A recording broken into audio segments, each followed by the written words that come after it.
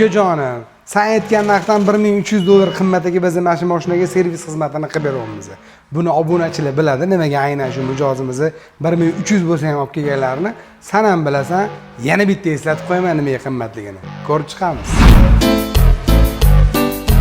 Nimaga shunaqa qimmat bo'lsa ham sizlarga olib keladi deydiganlar bo'lish tabiiy.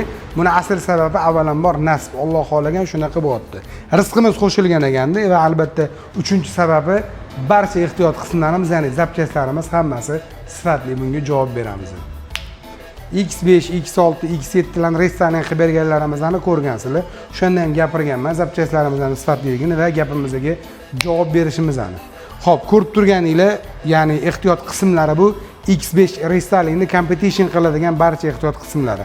Alishadigan narsalar oldi oblisovkalari, difuzor, ikkita plastmassa detal, oldi orqa bamper, paroklari, gulishtir nasatkalarigacha qo'yib, mashinamizga stage 1 urib, down pipe'lar qo'yib, даже gaz bosgandan po'qillaydigan qilib beramiz, okey?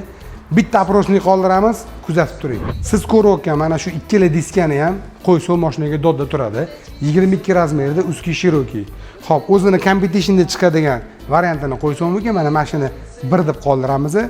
Bu yerda turganda bo'lsa 2 deb qoldiramiz. Kommentariyada o'z fikrlaringizni qoldiring, bizga qiziq bu, lekin egalari buni tanlashyapti. Sizga ko'proq qaysi biri yoqqan bo'ladi? Shu mashina sizniki bo'lganda 1mi yo 2ni tanlarmisiz? Kommentariyada yozib keting. Mashinamiz bitgandan keyin to'liq obzorni ham qo'yamiz. Doim aytadigan gapim, agar sizga sifatli servis xizmati, to'g'ri qimmatroq, lekin sifatli servis xizmati kerak bo'ladigan bo'lsa, albatta murojaat qiling. E'tibor uchun rahmat, salomat bo'ling.